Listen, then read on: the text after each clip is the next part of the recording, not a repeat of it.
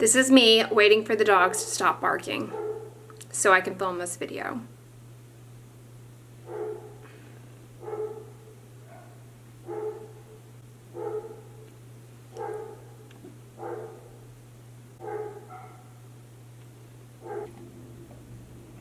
Well, hey guys, happy Friday. It's all good. I just brewed up a double batch of green tea in anticipation of filming this video.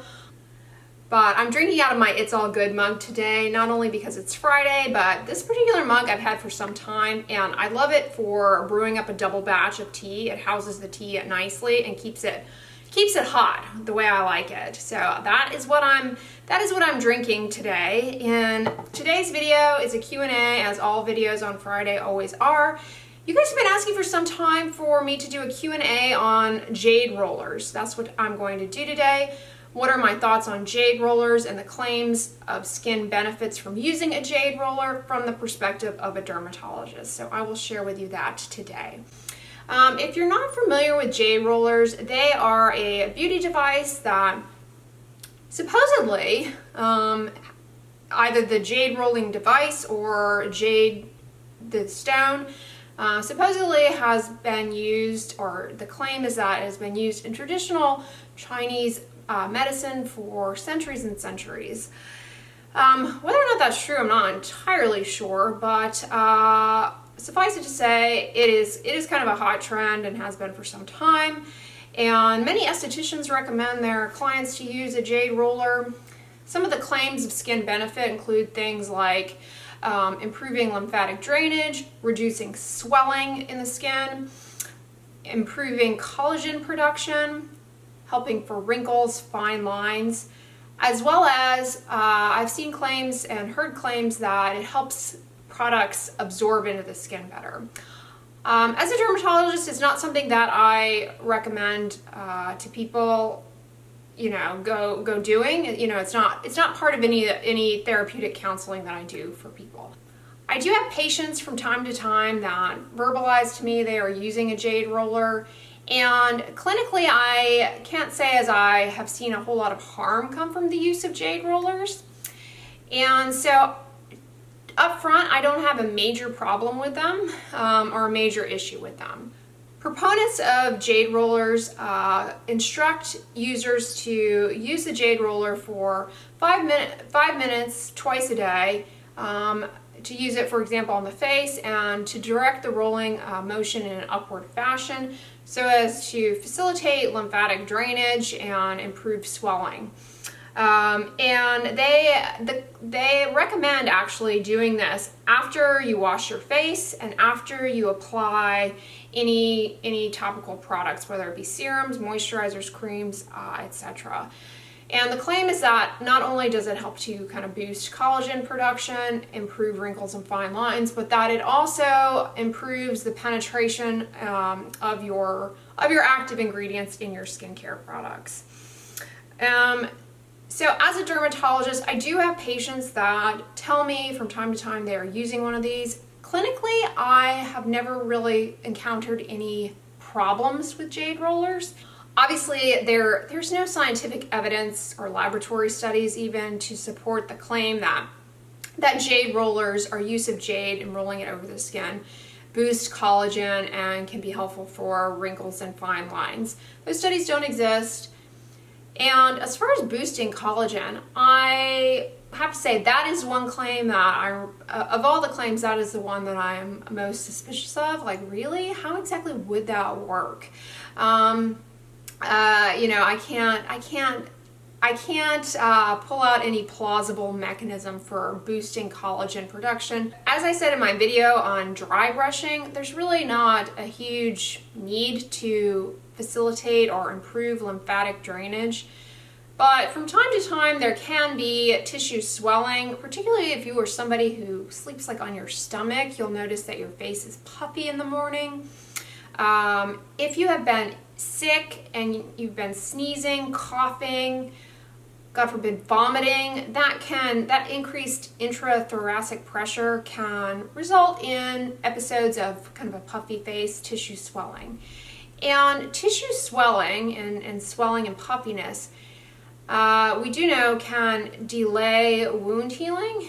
And as part of skin surgery, it is not uncommon for after a surgical wound, for example on the face, like after removal of a skin cancer, after that is closed up and the stitches are put in, it is not an uncommon practice for the surgeon, the skin surgeon, the Mohs surgeon, the dermatologist.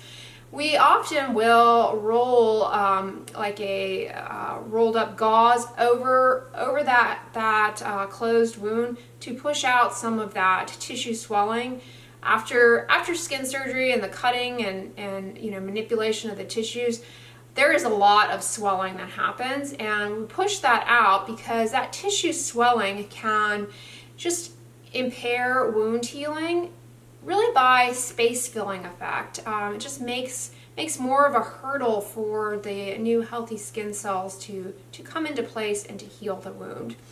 And patients are often counseled to be very careful about any activity that might increase intrathoracic pressure, increase their heart rate during the time of wound healing, particularly of surgical scars on the face, in order to give the most optimal outcome for their surgical scar.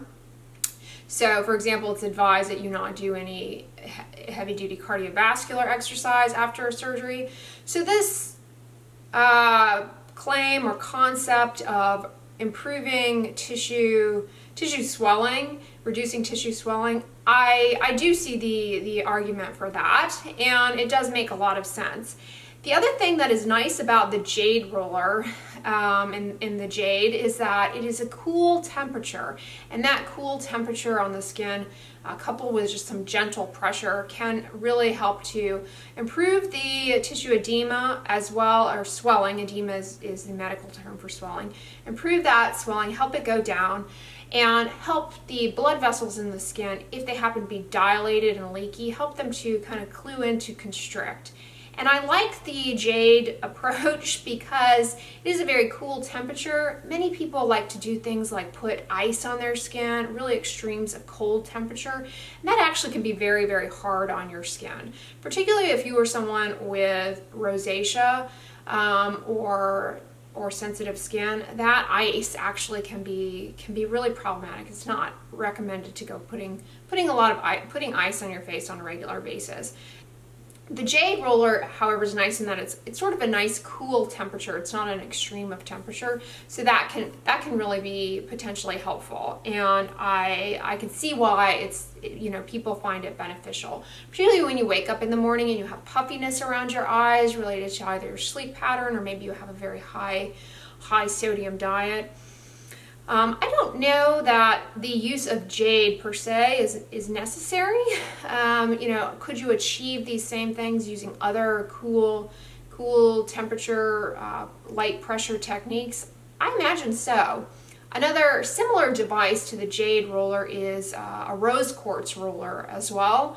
So, from a holistic perspective, from an alternative medicine perspective, people believe that these gemstones possess properties that can be helpful for overall well-being and skin biology, and that they impart some sort of therapeutic effect from the gem itself, from the stone itself. Obviously there's not any medical or scientific literature to support that, but that is a belief system that many people have, and so I'm not going to come on here and say like discredit that, but I can't give you any PubMed references to support that. I'm not sure that being said, I'm not convinced that you necessarily need to have a piece of jade be the thing. And the reason I say that is that some of these jade rolling devices can be a little on the pricey side. Jade is, I love jewelry and I love the appearance of jade. Jade is really a pretty stone. And so, yeah, I don't know that it necessarily needs to be jade or rose quartz, but I do like that it is a kind of a cool temperature and not an extreme of temperature, and I can see how just simply the light rolling over the skin can be helpful. And the other claim that it helps to increase the penetration of active ingredients in your skincare products also makes some logical sense to me, and I can see the claim for that. If you wake up in the morning with a puffy, swollen face and you go putting your active active ingredients on your face, that tissue edema impedes penetration of the skincare ingredients, depending on what the ingredient is, you know. And that puffiness and swelling, that edema, that tissue fluid in the skin can impede penetration of active ingredients potentially. So a little bit of, you know, light pressure to push that tissue fluid back into the vascular system makes plausible sense to me. Here's where I differ though, as far as the instructions, that it is recommended to use the Jade roller after you wash your face and after you apply moisturizers, creams, products with active ingredients. And I would say I would actually recommend washing your face and then using the Jade roller and then applying your products. And here's the reason why. This jade stone itself is actually pretty porous. And so if you put your products on, your active ingredients, if you're using a prescription drug like tretinoin, if you put those on and then you roll your face, well, that Jade roller is going to pick up some of your skincare products off of that monolayer product that you've put on there, and so you're gonna lose some of the active ingredient. And the other problem is, you're directing it in an upward motion. And so if you have active ingredients that you have been told to only place on the lower half of your face and you roll in an upward motion, that can introduce that active ingredient up to the areas of the face where the skin is much thinner, namely around the eyes, and potentially, although I've never actually observed this clinically, potentially impact the results that you're seeing. You'll get uneven application and maybe more irritation around your eyes.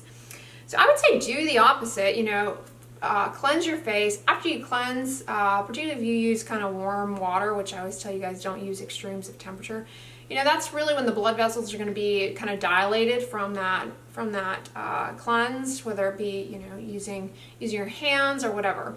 So that to me makes more of a logical point in the routine to use the Jade roller. Your face is clean, and it's been removed of oil and dirt that you don't want it to have trapped on your Jade roller, which is porous.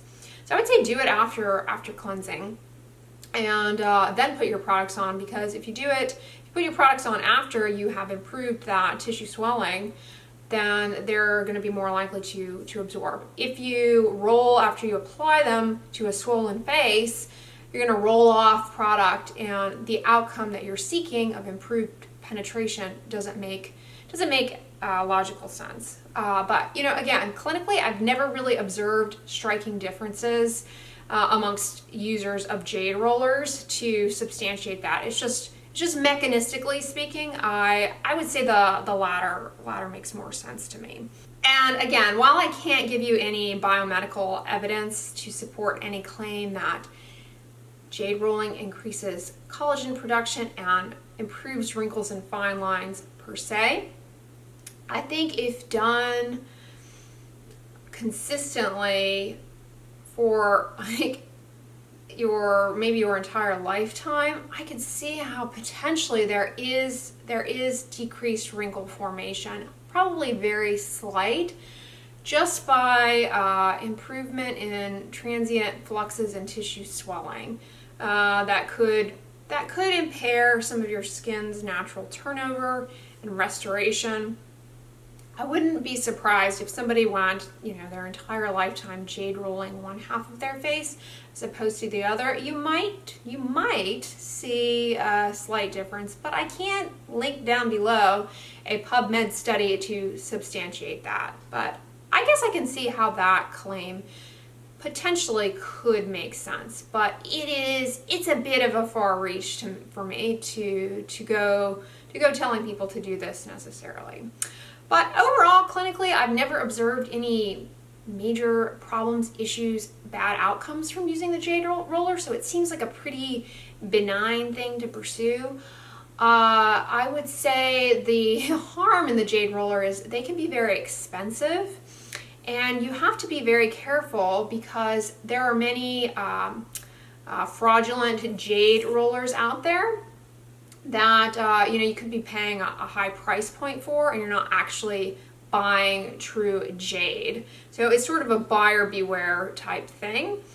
For example, I read a little bit more about this, and this I will actually link down below for you. So those of you who are into Jade rolling and want more information can find it. But I found some information from an auctioneer site about clues for authenticating Jade. Obviously, potentially, I guess you could take your Jade roller to a jeweler, a gem expert, and have it authenticated. And if found to be fraudulent, you could return it. But here's what I learned: true Jade is jadeite or nephrite. And dupes or fake stones out there tend to be something called chrysoprasy. I hope I'm saying that correct. But what I gleaned from the auctioneer site, the information, they suggested that, if you have true Jade, you hold it up to the light, and there's a granularity associated with it. You can see there's some irregularities, some little flocculations that you see throughout the stone. Whereas if you have a fake piece of Jade, you hold it up to the stone and hold it up to the light, and it appears very homogeneous, very uniform. That might be a clue that you have a fake piece of Jade that you've spent a lot of money on. Another potential clue is related to the density and the porosity. So I'll list that down below. I am not a jeweler. I am not a gem expert, or anybody who has any credentials for authenticating Jade. But if you're going to invest in a Jade roller, you want to make sure that you're not just spending your money on a green rock. You want to make sure that at least you're buying true Jade if you're intrigued in pursuing this. So that's one potential problem. And then because the Jade is a rather porous stone, the same kind of concerns that I mentioned with absorbing your skincare products if used after you apply them is, it can potentially trap bacteria, sebum, oil, dirt, and over time, if not cleaned properly, if you don't clean it each time, they could form a little biofilm that could increase your risk for skin infections. So that's a risk, but you can clean the Jade roller, and so you just want to make sure that you are cleaning it on a consistent basis to reduce that risk. So to me, the major potential harms are to your wallet and potentially a risk of skin infection. But clinically, I've never observed a case of, a common bacterial skin infection that we see on the face is something called impetigo. It's a type of staph infection. I've never seen cases of impetigo or cellulitis, a deeper skin infection, from people Jade rolling. So I don't have any clinical examples of that, but logically it makes sense as a potential risk. In terms of my personal experience, I don't use a Jade roller myself, and I've never used one. I'm not averse to trying one. I've just never used one. But what I can comment on from my personal experience is that for the majority of my life, I was a stomach sleeper and would always wake up with, puffiness around the eyes, and my face always was a little bit more swollen in the morning as opposed to the end of the day.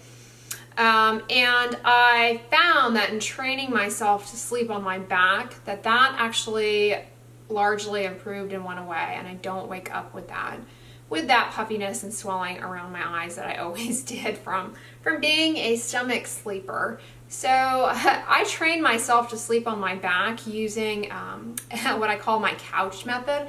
I basically slept on my couch. I had a really comfortable couch at that time. I slept on my couch for probably about 6 months. I know that sounds extreme, but I was really motivated to improve not only that, but I also was grinding my teeth as a result of sleeping on my stomach and getting a lot of chips in my teeth.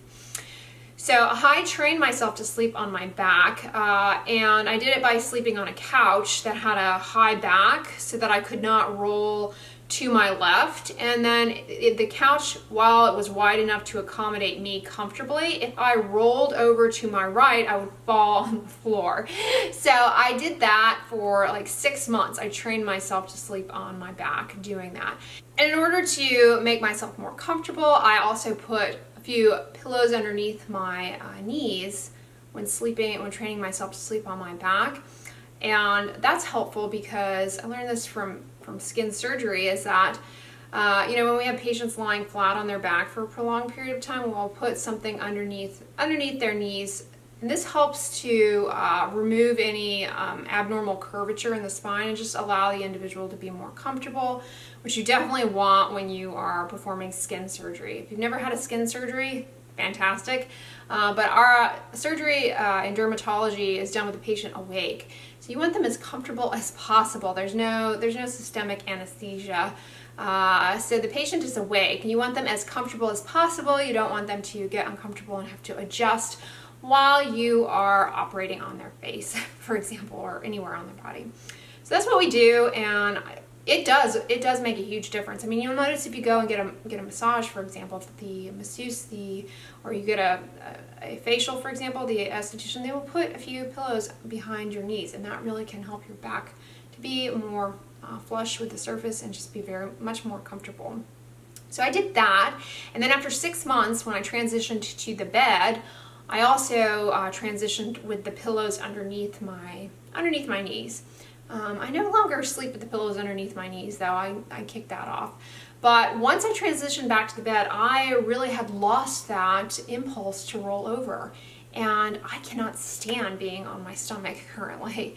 I can't stand being on my side either. I cannot fall asleep. And I swore up and down I would never, ever, ever be able to quit being a stomach sleeper, and that totally worked for me. The other clinical pearl from dermatology that I will share with you all to improve facial swelling in the morning, as well as anecdotal from personal use, is that putting a few pillows behind your head at night, sleeping with your head slightly elevated at an angle, or at an angle that you can tolerate, also will reduce facial swelling.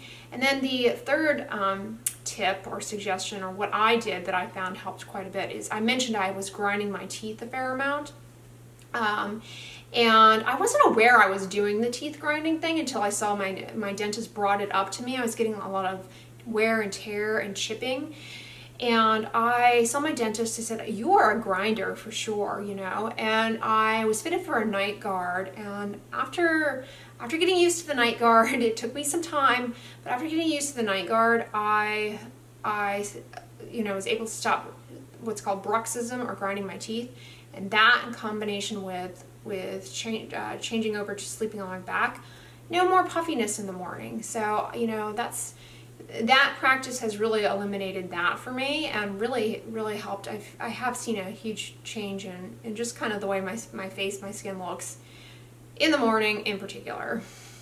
But yeah, I'm not averse to trying a Jade roller. I'm a little averse to their price. That kind of frightens me, but I can definitely see why people would find them helpful. And like I said, I do have patients from time to time who are like, yeah, I use a Jade roller and I love it. I've never seen any problems with them clinically. And what I said here hopefully is helpful to you guys. Comment below, and if you use one, which one you use and what you like about it.